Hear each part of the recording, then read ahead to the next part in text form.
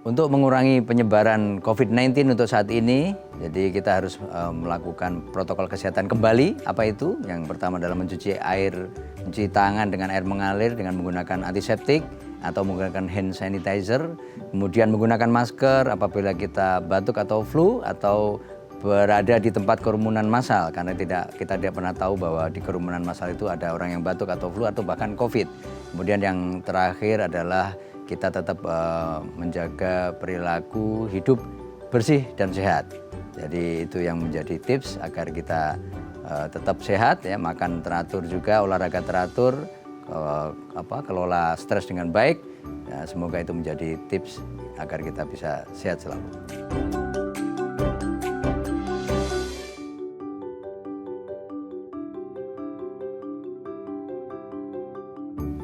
Halo pemirsa, apa kabar Anda hari ini? Senang sekali saya Raden Martias dapat kembali menemani Anda dalam sebuah program diskusi inspiratif. Ini dia Bincang Sehati.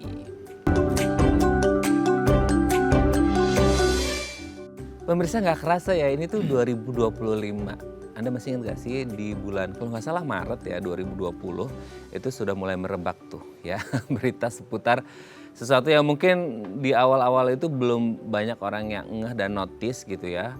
Tapi belakangan tuh kayak 2020, pertengahan, 2021, 2022 itu sangat menggelegar tidak hanya di Indonesia, di dunia. Anda sudah tahu apa? Sudah pasti tahu lah ya, karena kita semuanya kalau masih dikasih umur panjang pasti masih bisa menceritakan apa yang terjadi di tahun-tahun itu. Yes, pandemi COVID-19. Nah, setelah agak vakum nih ya beritanya dari 2023 gitu ya, 2024, 2025 ini muncul lagi nih ke permukaan gitu ya di beberapa negara tetangga, dan kita di Indonesia katanya ada beberapa suspek yang mengalami COVID. Nah, masalahnya adalah si COVID-19-nya ini, kita ngerti ya, selama pandemi itu juga kita lumayan well educated tentang COVID-19, di mana katanya akan terus bermutasi dan lain sebagainya. Nah, ketika ada kasusnya naik lagi nih belakangan ini, apakah ini hasil mutasi dari COVID-19 atau virus COVID-19 yang sudah ada sebelumnya atau seperti apa? Makanya hari ini kita akan membahas nih ya, kenapa kok kabarnya, nggak hanya kabarnya, kayaknya kasusnya juga lumayan meningkat belakangan ini seputar COVID-19. Ya, harapannya sih tidak ada lagi pandemi ya, nauzubillah min dzalik gitu ya, supaya kita semuanya tetap sehat selalu. Tapi sebelum bahas itu kita akan bahas terlebih dahulu beberapa mitos atau fakta seputar COVID-19. Nah, bahasnya telah hadir bersama kami di Studio Bincang Sehati.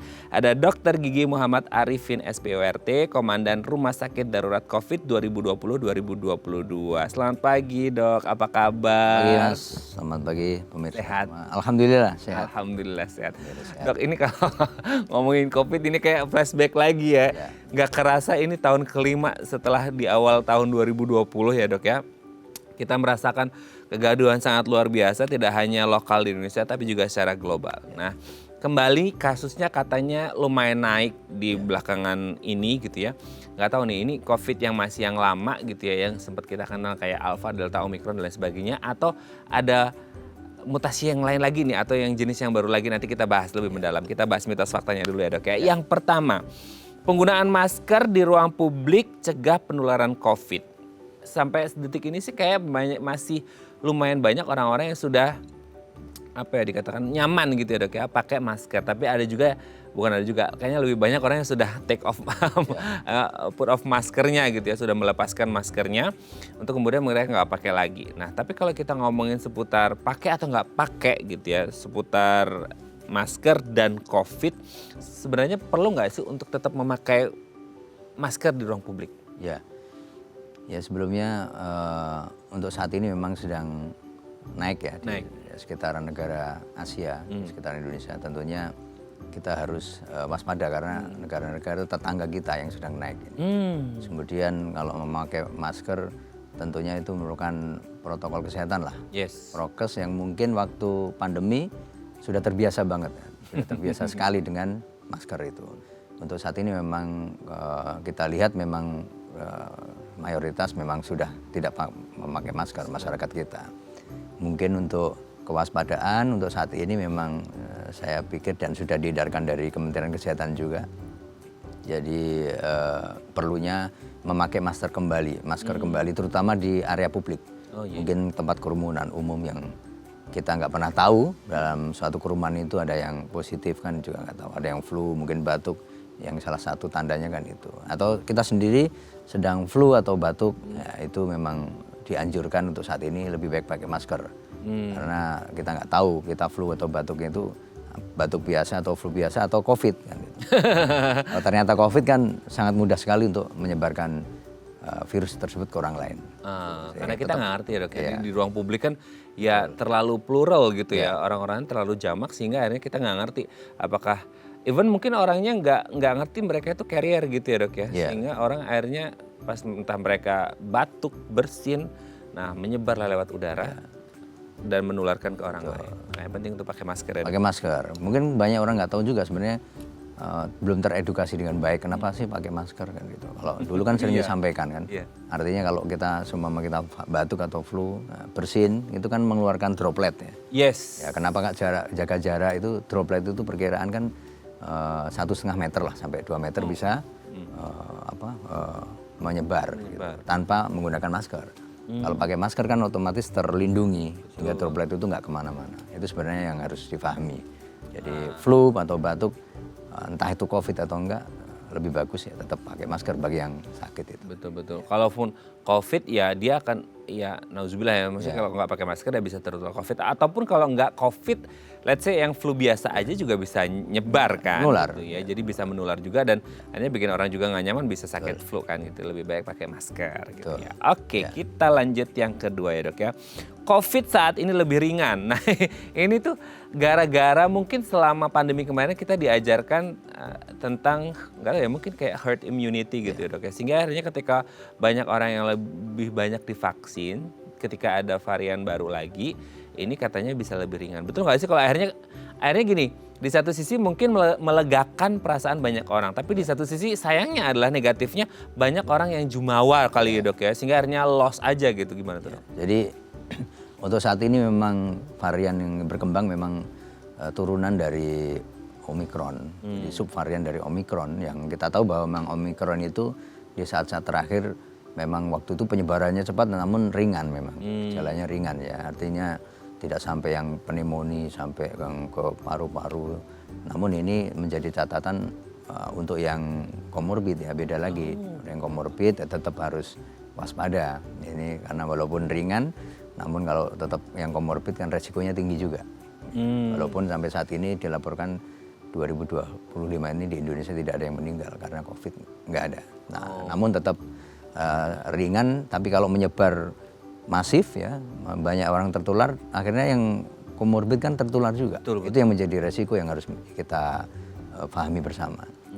Jadi jangan melihat ringan. Kalau ringan memang dibanding dengan Delta varian ya, waktu itu yang mungkin Mas Raden juga pernah alumni kan. Alumni, iya. Jadi S1, S2, S3. Iya lagi. Ya mungkin bisa merasakan lah. Mulai dari alfa ya delta ya kan memang delta yang paling mematikan. Ya memang yang paling masif, paling cepat untuk penyebarannya dan penetrasi ke parunya lebih ganas, lebih cepat lah. Itu yang delta varian. Kenapa yang paling banyak meninggal waktu itu memang delta varian. Delta ya. Oke ya. Jadi jangan dianggap sepele meskipun lebih ringan tapi akan berbahaya. Maksudnya gini, di keluarga kita mungkin kita nggak apa-apa gitu ya ringan, tapi mungkin di keluarga atau di lingkungan sekitar ada orang-orang dengan komorbid, entah gangguan metabolik dan lain sebagainya, dan usianya juga udah renta, itu bisa berbahaya gitu. Ya, jadi harus hati-hati. Kita lanjut yang ketiga, COVID hanya naik kasusnya di negara tetangga, ya kayak Singapura yang lagi heboh-hebohnya gitu dok ya, dan beberapa negara tetangga yang lain, kayaknya Indonesia masih adem ayem tentrem gitu ya. Nah itu betul nggak sih kalau ya kasusnya udahlah di Singapura di Singapura aja gitu gimana dok? Jadi sebenarnya diupdate dari Biro Pers Kementerian Kesehatan ya, itu disampaikan memang update terkini itu minggu ke-25 itu tahun 2025 ini 179 kasus kan gitu. Artinya memang positif rate-nya sedikit kecil. Dari 10.000 sekian yang di testing ya. Namun tidak menutup kemungkinan juga kan itu yang di testing dari 10.000 kan. Tapi kalau lebih dari itu ya kemungkinan juga ada angka yang lebih dari itu kan gitu. Jadi sedang naik memang sedikit naik ya, di negara kita juga ada kasusnya, namun tidak semasif yang sekarang ini di Thailand ya. Thailand kan sampai 60 ribu sekian lah itu, tinggi. Kemudian Singapura juga sampai 14 ribuan kan gitu. Itu negara-negara paling dekat dengan kita, yang mungkin paling dekat Singapura lah kan gitu. Ini apalagi musim liburan kan, sekolah. Orang mana daerah kepulauan itu Tanjung Pinang dekat banget ke Singapura. Ya mungkin harus tetap hati-hati lah. Mungkin ya tetap prokes menurut saya lebih bagus kalau memang di sana lagi tinggi pakai masker. Gitu. Kalau di negara biar nanti kembali ke negara kita tidak menularkan ke saudara-saudaranya gitu. Ya. Ada travel warning gitu nggak sih dok? Ya sebenarnya belum, dari Kementerian Kesehatan hanya menghimbau bahwa untuk saat ini kalau memang tidak ada hal yang penting urgent gitu ke negara-negara yang terutama sedang angka COVID-nya sedang naik, itu lebih bagus dihindari. Tapi kalau memang harus ke sana ya memang itu harus ya menyesuaikan negara tersebut. Memang kalau prokes dilaksanakan ya minimal memang bawa masker lah, pakai masker, mungkin hand sanitizer sekarang udah dibiasakan lagi dibawa lah. Itu sebenarnya kan kebiasaan yang bagus. Walaupun nggak COVID pun ya itu kan. Saya ke bawah dong sampai sekarang. Bagus. Ya. Sampai kadang-kadang malah kering. Karena udah terbiasa kan. Terbiasa, itu sebenarnya perilaku bersih, hidup bersih dan sehat. Betul ya. Oke ya, kita lanjut yang keempat. Orang yang pernah terkena COVID memiliki daya tahan yang lebih kuat. Wow, berarti saya lebih kuat. S3 kan? S3 saya dong. S3. Kita juga di Wisma Atlet saya satgas kan hampir 2 tahun. Jadi kadang-kadang sampai kita nggak sampai feeling kita itu tahu saya lagi positif. Saya dulu hafal, saya lagi positif. Tanpa dites sudah. Tanpa dites saya udah tahu ini. Kita nyoba dites beneran positif. Walaupun sudah divaksin ya. Artinya memang secara herd immunity memang kita kalau sudah divaksin akan lebih kuat lah, lebih. Jadi tubuh sudah mengenali kan virus itu kan itu. Namun tidak menutup kemungkinan memang terjangkit positif lagi, tidak menutup kemungkinan. Dan waktu Delta varian juga banyak sekali juga yang di Wisma Atlet itu yang sudah divaksin positif juga banyak. Namun memang rata-rata mereka hanya gejala ringan. Itu yang harus kita pahami. Jadi pentingnya tadi vaksin salah satunya itu. Memang yang sudah pernah kena secara alami memang herd immunity. Namun kan secara alaminya masing-masing individu kan beda-beda. Betul. Ya, mungkin memang kalau sudah kena dia akan lebih inilah, tubuh lebih merespon dengan lebih baik lah. Tapi tetap aja yang komorbid ya. Itu masalahnya. Dan oke lah sama-sama alumni gitu ya. Tapi kan belum tentu imunitasnya sama gitu ya dok ya. Mungkin ini sama-sama alumni tapi yang satunya pola hidupnya sehat, yang satunya sedenter gitu kan. Ya. Jadi akhirnya ya sami mawon gitu ya. Tidak bisa dipukul rata bahwasanya semuanya punya imun sistem yang lebih baik ketika mereka telah mengalami COVID. Jadi tetap pola hidup sehat itu harus dijaga. Oke, kita lihat yang terakhir dok. Cuci tangan dengan sabun penting untuk hindari COVID. Nah, cuci tangan ini sekadar cuci tangan bebek atau cuci tangannya pakai sabun antibakteri lah, antivirus dan lain sebagainya itu dok? Ya, jadi termasuk dalam perilaku hidup bersih dan sehat sebenarnya. Jadi cuci tangan tentunya bukan di kobokan. Kalau kobokan di situ nanti muter aja virusnya kan.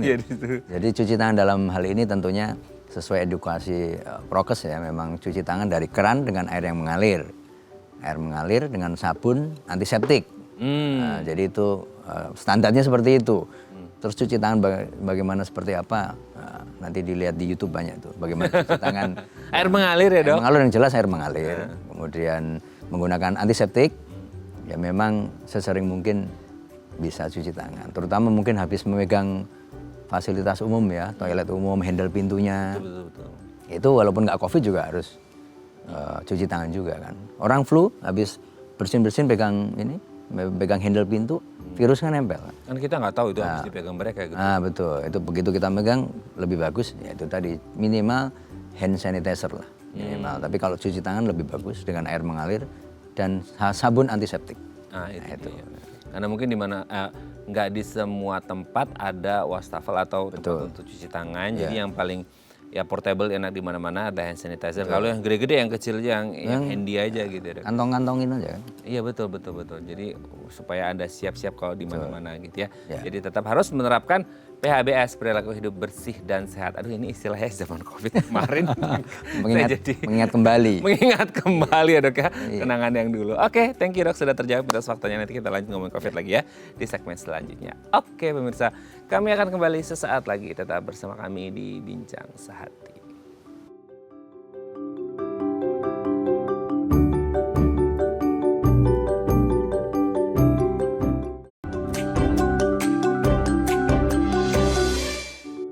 Baik, karena masih bersama kami di Bincang Sehati dan kita masih membahas sama kita hari ini tema yang hampir beberapa tahun dulu kita bahas hampir setiap hari, bukan hampir ya, kayaknya setiap hari kita bahas ya dengan update-update-nya, yaitu seputar COVID-19 yang kabarnya kasusnya mulai naik lagi. Kalau tadi di segmen sebelumnya kita sudah sempat bahas ada beberapa negara kita kayak Thailand dan Singapura yang memang kasusnya lagi naik, bukan berarti kita harus tenang-tenang di Indonesia. Dengan menerapkan prokes atau pola hidup bersih dan sehat itu jadi cara untuk meminimalkan risiko tertular COVID-19.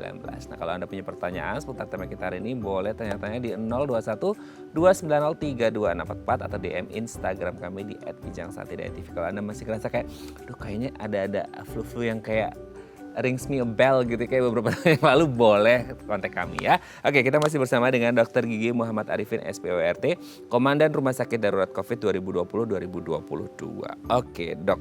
Ya. Penyebaran COVID saat ini saya jadi, karena saya juga 5 tahun yang lalu juga mengalami ini dan kebetulan bawain acara yang juga bertanya seputar COVID ya. Dan sekarang hari ini saya tanya-tanya seputar COVID lagi nih gitu ya. Semoga tidak separah yang dulu ya, Dok ya gitu ya. Semoga semakin membaik nih kondisinya.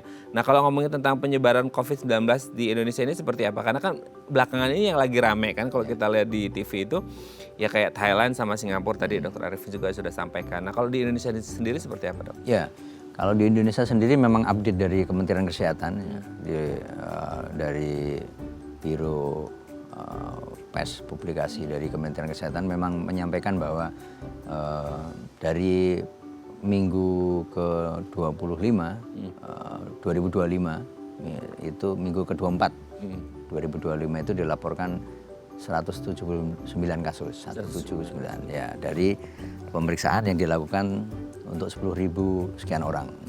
Jadi memang positif rate-nya ya sedikit naik kan gitu. Tapi ini kembali lagi dari testing itu dilakukan sampelnya sebanyak apa kan itu.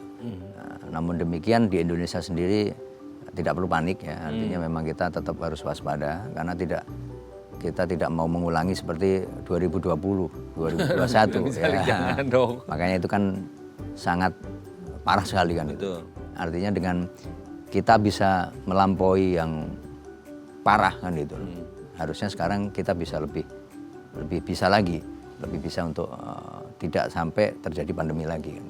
Karena sudah punya pengalaman menghandle pandemi waktu 2020, tentunya masyarakat di Indonesia ya harus waspada saja. Betul. Jadi tidak perlu panik ya. Mungkin saat ini dengan edaran Kementerian Kesehatan dan kita harus menyampaikan ke seluruh masyarakat ya tentunya.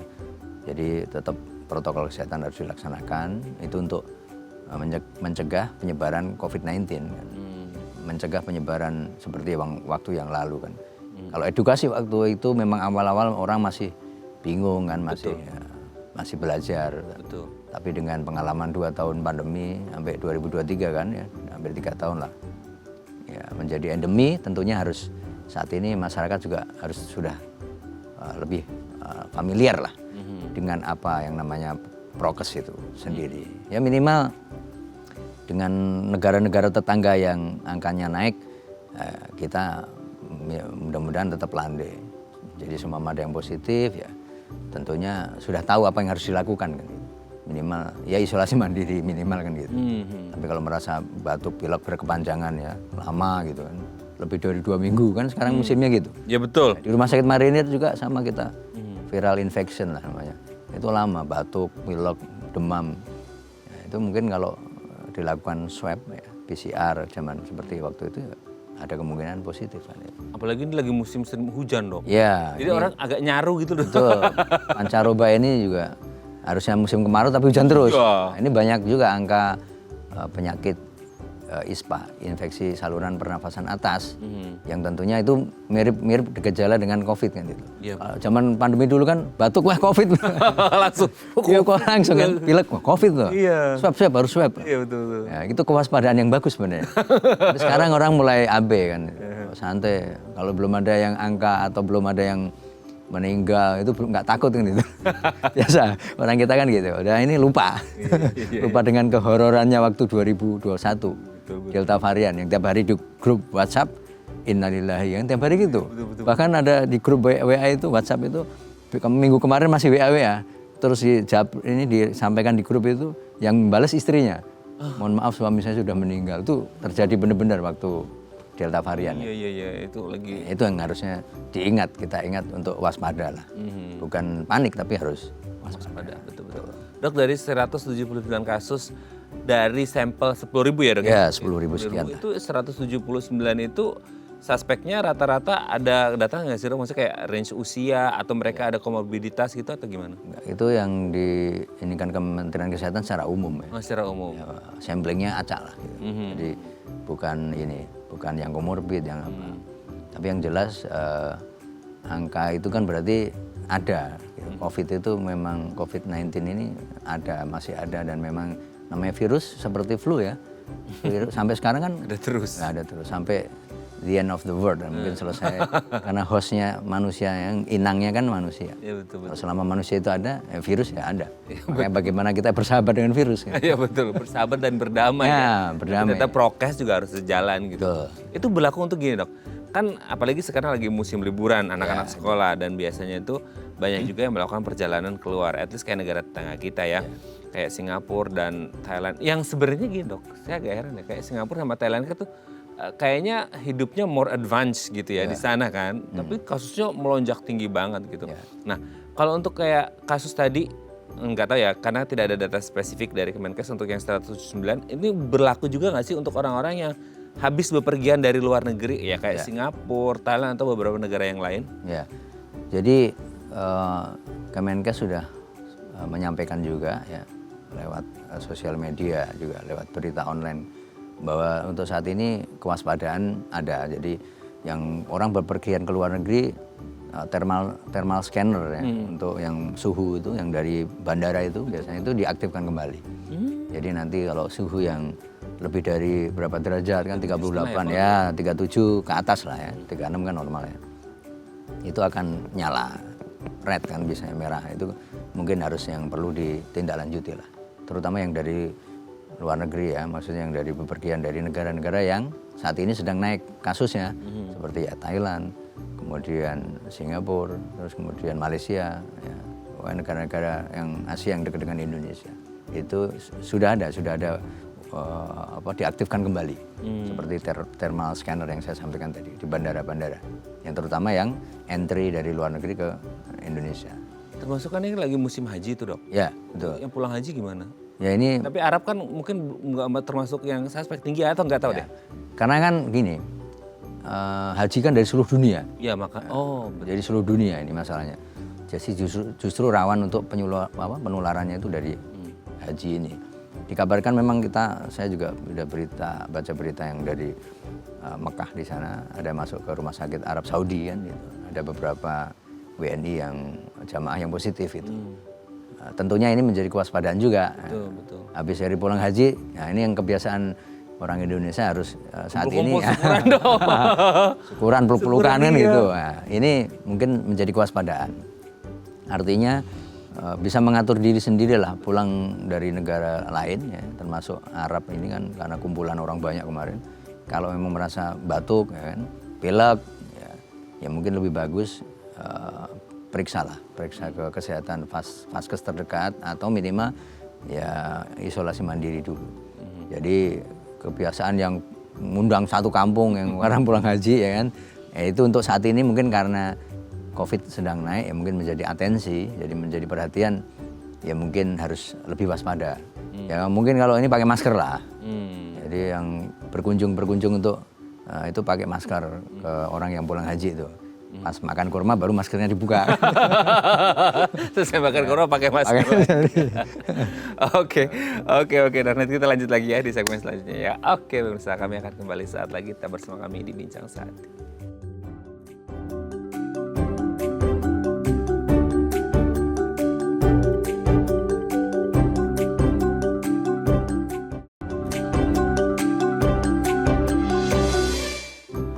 Baik, Anda masih bersama kami di Bincang Sati dan kita masih membahas sama kita hari ini waspada merebaknya kembali COVID-19. Tidak hanya di Indonesia tapi juga di beberapa negara tetangga yang sudah mulai suspeknya banyak. Nah, kalau Anda punya pertanyaan seputar tema kita hari ini boleh tanya-tanya di 021 290 32644 atau DM Instagram kami di @bincangSati.tv. Kita masih bersama dengan Dr. Gigi Muhammad Arifin SPORT, Komandan Rumah Sakit Darurat COVID 2020-2022. Oke, Dok, kalau kita ngomongin kayak gejalanya ya, kan dulu itu kalau zaman pandemi itu kayak orang tuh agak nyaru gitu loh, Dok. Maksudnya antara yang flu biasa sama flu yang COVID gitu ya. Nah, kalau untuk yang sekarang-sekarang ini masih sama-sama mirip-mirip sama yang dulu atau gimana? Ya sebenarnya gejala-gejalanya masih sama ya. Masih sama, jadi flu, ada meriang-meriang juga, jadi gastrointestinal juga di pencernaan, mual, diare itu ada juga. Kemudian yang paling saat ini mungkin kan radang tenggorokan yang batuk-batuk itu paling banyak ya, flu. Terus kemudian pusing-pusing juga itu masih mirip-mirip, masih sama. Yang nyesek itu yang pneumonia itu yang mungkin yang saat ini untuk Omikron jarang ya, maksudnya tidak seperti waktu Delta varian. Itu yang kabar gembiranya. Kabar gembiranya walaupun COVID tapi ini COVID yang santai gitu loh. Maksudnya yang Omikron kan waktu selama Omikron itu di Rumah Sakit Darurat COVID Wisma Atlet kemarin nggak ada yang meninggal. Selama Omikron, terakhir tuh iya. Wow. Jadi yang paling banyak meninggal tuh waktu Delta varian. Ya, jadi memang angkanya ratusan waktu Delta varian. Tapi kan gejalanya kan sampai dulu kan happy hipoksia ya. Jadi nggak ngerasa apa-apa tapi tahu-tahu nyesek ya. Terakhir saturasi oksigen sudah rendah 60. Nah, itu kan yang waktu itu memang tidak dirasakan, makanya disebut happy hipoksia gitu. Jadi santai-santai aja, tapi tahu-tahu meninggal. Nah itu kan bahaya. Dan untuk saat ini masih sama, yang ringan sih Omikron itu, jadi ya batuk, flu. Ya. Nah itu yang harus mungkin diwaspadai kalau flu atau batuk lama. Ini curiga, artinya jangan keluyuran kemana-mana, nggak pakai masker kan gitu. Nah, rawan ini kalau di swab mungkin COVID. Tapi kan untuk saat ini memang tempat-tempat penyedia untuk PCR kan sudah tidak seperti yang dulu kan. Fasilitas untuk reagennya sendiri itu sudah di rumah sakit belum ready juga. Mungkin sebagian lah, baru nanti dari Kemenkes tentunya akan melihat perkembangan lah. Rumah sakit sudah existing lah, siap artinya untuk isolasi, tapi mudah-mudahan tidak seperti yang waktu itu. Oke, berarti kalau gejalanya sesuai tadi yang disampaikan, dia penularannya juga lebih cepat nggak sih, Dok? Ya, jadi kalau penularan kan itu kan lewat droplet ya, droplet percikan itu kemudian megang seperti pintu virus nempel. Betul. Ya, kalau penularan virus kan termasuk flu itu kan juga cepat sebenarnya. Betul. Ya, tapi tidak secepat Delta varian penyebarannya. Untuk saat ini ya memang transmisinya tidak secepat yang Delta varian lah untuk saat ini. Namun tetap saja kan virus, jadi gampang nular gitu kan. Nah, itu yang untuk saat ini ya, varian dari Omikron, subvarian dari Omikron ya. Subvarian dari Omikron. Ya. Dok, kalau gini, selama waktu itu sih saya pernah dengar ya, selama pandemi itu, jadi kan kita belajar banyak dari Alpha, dari Delta, dari Omikron gitu ya. Dimana Alpha itu waktu orang masih rame-rame awal, terus Delta peaknya lagi, Omikron mungkin agak melandai.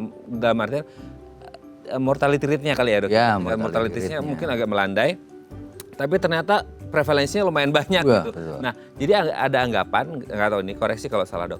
Jadi semakin dia infectious, semakin menular, semakin cepat menular, itu mortality rate-nya semakin kecil. Atau maksudnya kayak apa ya risikonya itu lebih kecil atau gimana dok? Itu betul nggak sih kayak gitu? Ya jadi belum tentu juga kan. Dulu waktu Delta kan gampang juga. Menularkan cepat kan dari India dulu kan. Iya. India tsunami Delta kan. Gitu. Iya. Nggak lama kemudian nyampe Indonesia. Ya, artinya penyebarannya kan cepat juga, masif juga. Namun mematikan. Jadi tergantung jadi jenis virusnya kan. Kalau virus waktu itu memang Delta varian kan memang secara ininya makhluknya itu dia udah sempurna gitu. Jadi kecepatan dia penetrasi ke paru. Gitu. Kalau sekarang kan nyanggrok aja di hidung, di tenggorokan, gitu. Nyantel aja di situ kan nggak sampai ke paru. Nah, itu walaupun memang Omikron penyebarannya cepat. Kan waktu Omikron dulu kan banyak angka kasusnya, tetapi angka kematiannya rendah.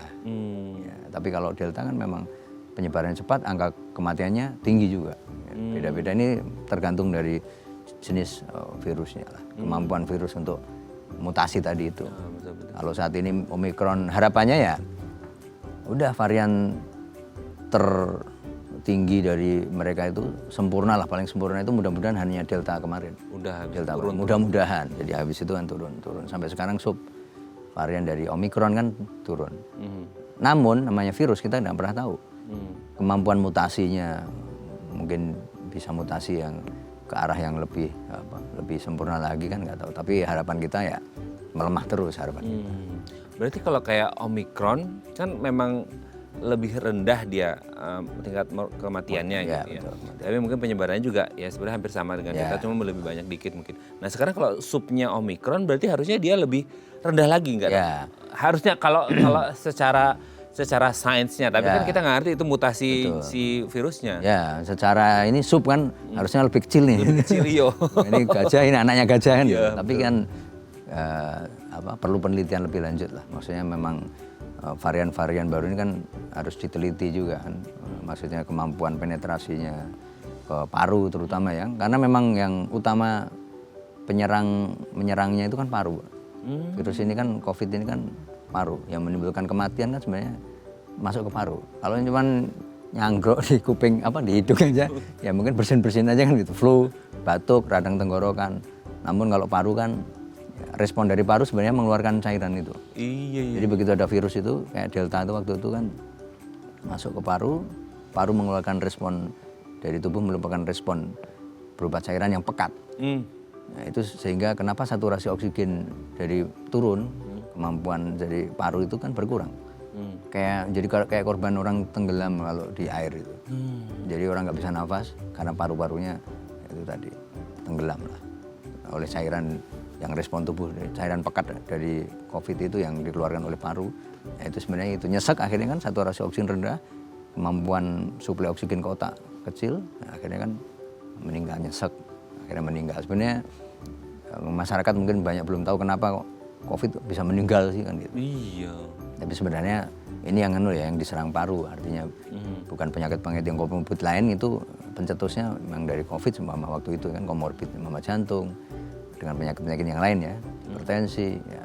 Itu pencetus waktu COVID pandemi memang virus COVID itu kan untuk memperparah kondisi lah. Memperparah kondisi ya. Kalau mereka sudah punya riwayat gangguan kesehatan di beberapa organ. Ya. Oke dok, nanti kita lanjut lagi ya di segmen selanjutnya. Oke pemirsa, kami akan kembali saat lagi kita bersama kami di Bincang Saat ini.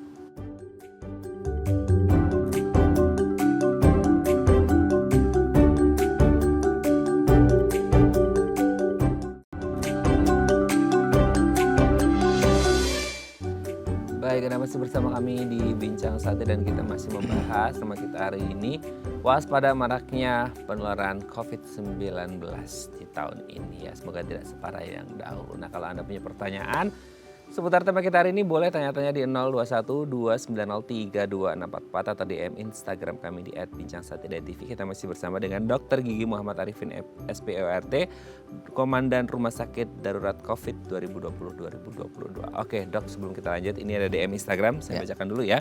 Ini dari Pak Jonathan. Dok, apa benar virus COVID yang sekarang itu kayak flu biasa, jadi nggak perlu ditakutin? Ini kayaknya udah 10 kali vaksin nih Pak Jonathan ya. Atau masih dapat menimbulkan penurunan saturasi oksigen kayak yang dulu? Oke ya, gimana nih dok? Ya, jadi memang kalau flu biasa ya, maksudnya memang saat ini memang ringan gejalanya. Jadi kalau tidak ada komorbid ya catatannya kemungkinan besar tidak akan sampai menurunkan saturasi oksigen. Jadi kalau hanya gejala ringan lah itu tidak akan sampai ke masuk paru. Sebenarnya yang menurunkan saturasi oksigen yang saya sampaikan tadi kan, karena virus itu masuk ke paru, respon paru mengeluarkan cairan yang pekat itu, kemudian sehingga fungsi paru berkurang, gangguan. Jadi kan yang harusnya dia terisi rongga-rongga untuk bisa oksigen, tapi dia terisi cairan sehingga mengurangi fungsi dari paru sehingga saturasinya menurun. Jadi kalau hanya flu kemudian batuk tidak sampai ke pneumonia, nah itu tidak akan menurunkan saturasi oksigen. Jadi tapi jangan terus istilahnya tidak waspada, artinya tetap walaupun ya flu lama ya, pakai masker saja lebih aman lah. Jadi pakai masker. Sebenarnya nggak COVID pun itu yang benar itu dari dulu harusnya pakai masker. Kalau di luar negeri udah terbiasa ya, di Eropa kan orang flu mereka udah pakai masker, batuk pakai masker. Kalau kadang-kadang orang kita kan malah bersin di tempat umum, wow. Menyemprot. Itu sebenarnya yang nggak dipahami. Jadi kalau saturasi oksigen insya Allah aman. Kalau hanya untuk saat ini ya, yang varian subvarian ini dengan catatan tidak ada komorbid ya. Kalau ada komorbid ya itu wallahu a'lam. Hanya Tuhan yang tahu. Hanya Tuhan yang tahu.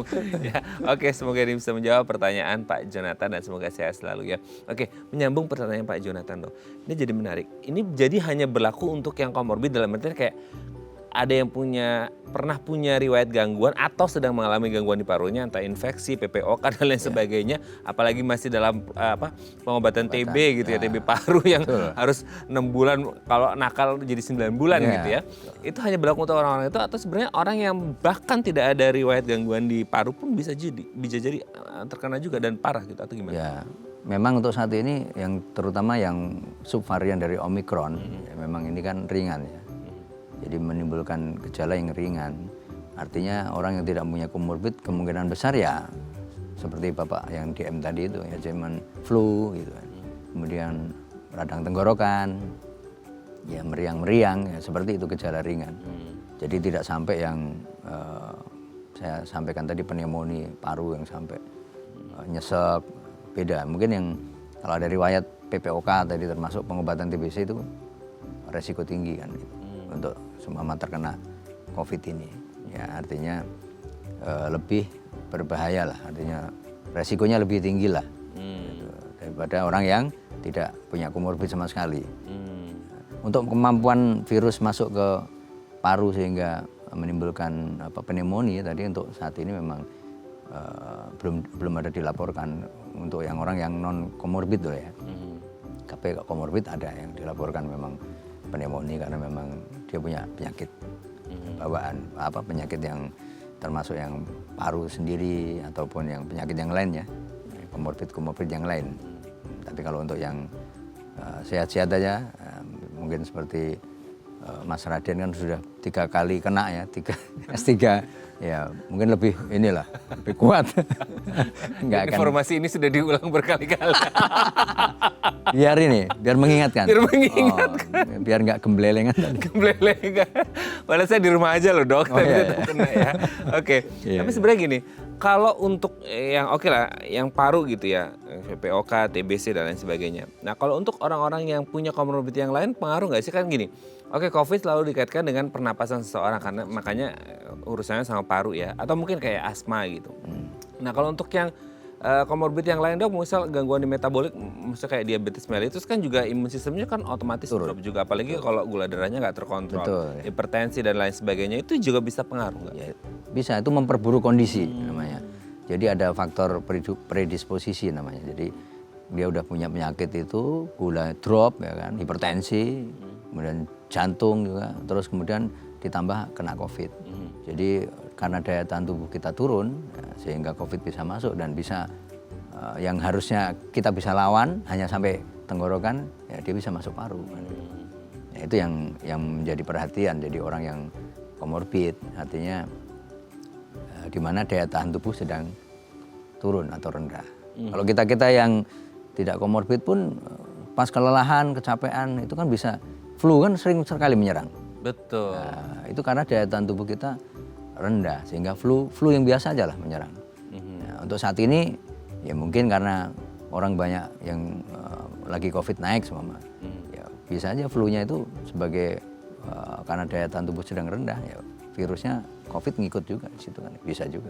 Ya, sebenarnya tidak hanya untuk orang komorbid saja yang tapi memang memperburuk kondisi lah gitu. Berburu kondisinya. Ya, jadi yang memang komorbid. harus berhati-hati kalau memang punya riwayat terutama di paru ataupun penyakit-penyakit yang lain. Ya. Oke, nanti kita lanjut lagi ya Dok ya di segmen terakhir.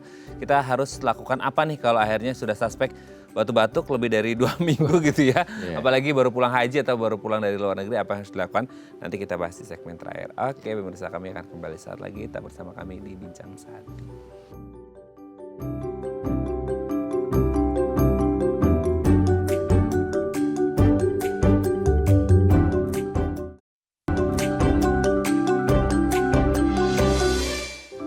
Baik, Anda masih bersama kami di Bincang Sehati dan kita masih membahas tema kita hari ini, waspada merebaknya kembali COVID-19.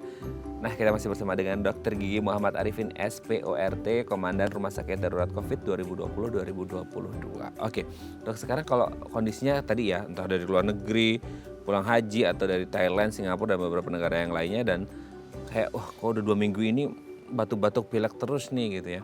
Kemudian tes masih ada kan swab masih ada ya Dok ya sekarang masih ada gitu. Terus ini COVID nih positif, itu apa yang harus dilakukan? Sekadar isoman aja dengan mengkonsumsi diet yang sehat atau ada pengobatan-pengobatan yang lain atau gimana? Ya, jadi untuk saat ini yang tentunya yang terutama yang ini ya, habis bepergian dari luar negeri tadi, mungkin dari pulang haji ini saat ini, atau dari negara-negara Asia yang sedang naik COVID terus kemudian pulang, batuk, flu, demam ya dicurigai ya COVID ya gitu, dicurigai COVID. Apa yang harus dilakukan? Yang paling mudah memang lapor ke fasilitas kesehatan terdekat kan gitu. Jadi nanti akan dilakukan pemeriksaan, kemudian diperlukan swab, jangan di swab kan gitu.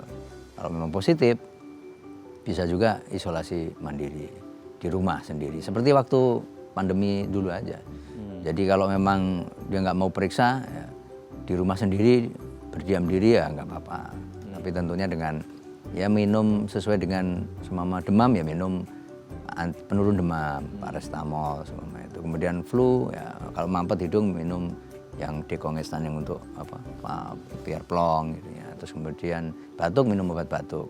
Ya sampai sembuh sendiri ya, bisa mengira-ngira sendiri. Namun lebih bagus memang melapor untuk ke fasilitas kesehatan terdekat. Jadi biar ketahuan karena memang dari tempat yang massal kan gitu loh. Kayak ibadah haji kan massal. Kemudian dari liburan dari Thailand semua itu kan Singapura yang paling dekat. Nah, kemungkinan besar ya seperti yang harus dilakukan ya seperti itu. Nah, kalau selama ini kan kita sering dengar kalau yang namanya virus, apalagi kalau ya ini bukan mengerdilkan ya, dalam artian kayak orang kepikirannya, oh Dok, ini sub dari Omikron. Omikron aja dulu kan mortalitasnya tidak terlalu tinggi, sekarang subnya lebih kecil. Nah, kalau dikaitkan dengan orang selalu kepikiran virus itu adalah self-limiting disease katanya gitu ya. Sehingga, oh Dok, kita jangan ya sebenarnya by symptom ya gitu. Gejalanya apa baru diobati. Tapi kayak kalau cuma gerges biasa Dok, saya nggak mau minum obat, saya mau pola makan yang sehat, olahraga, tidur yang cukup, itu bisa membantu. Ya tentunya bisa ya, karena memang pada prinsipnya virus itu self-limiting disease ya. Flu bisa sembuh sendiri. Minum obat itu hanya untuk mengurangi gejalanya, pening, pusing, gejala. Mungkin nggak nyaman aja gitu. Iya, minum paracetamol kan peningnya hilang kan itu. Kalau nggak pengennya apa makan ya mungkin makan tinggi kalori, tinggi protein, bisa juga olahraga, keringetan, ya kan habis itu makan soto. Yang berkuah panas. Berkuah panas, mungkin kan ya, mereka merasa lebih seger. Itu sugestif juga untuk apa? Saya sehat itu. Bisa itu dilakukan hanya untuk ya makan, pola makan, kemudian olahraga. Itu bisa tanpa minum obat semua. Flu sebenarnya kalau biasa aja nggak minum obat juga nggak masalah. Itu kan hanya mengurangi simptom aja, gejalanya aja. Kalau orangnya dablek bandel ya, Double. dableknya nggak perlu minum-minum apa ya. Dia lari, saya lari ya. Lari cukup minum panas-panas, yang manis mungkin atau vitamin gitu. Ya sebenarnya self limiting disease ya. Supplementing disease. Ya, sama dengan Jadi kalau minum obat hanya mengurangi sesuatu yang bikin gak nyaman, misal pusing atau sakit Ya, kepalanya. Tapi ini pusing sakit kepala gara-gara COVID ya, bukan gara-gara cicilan. waduh, itu masalah orang banyak itu, umat. Banyak ya, sejuta umat. Iya, juta. Sejuta umat. Iya. Tapi kalau kayak dulu kan kita sempat, saya lupa, saya udah 4 kali kali ada vaksin ya, atau berapa kali sih saya lupa. Nah, atau 5 gitu ya. Iya. Nah itu perlu ada vaksin lagi nggak? Atau kayak sekadar vaksin influenza aja yang setahun sekali itu yang bisa dilakukan atau gimana? Ya sebenarnya vaksin itu kan kayak booster ya, Ya, booster lah istilahnya. Itu ya diperlukan, nanti kan akan dilihat. Kementerian Kesehatan juga akan memantau perkembangan dari mutasi dari virus-virus ini kan itu. Ya nanti kalau memang diperlukan untuk menaikkan imun, ya dilakukan vaksin booster lah. Booster kan kita, kalau saya dulu kan sudah waktu di Wisma Atlet ya sudah 5 kali juga vaksinnya. Artinya untuk meningkatkan daya tahan tubuh kita gitu. Nah, nanti akan dilihat perkembangannya tentunya.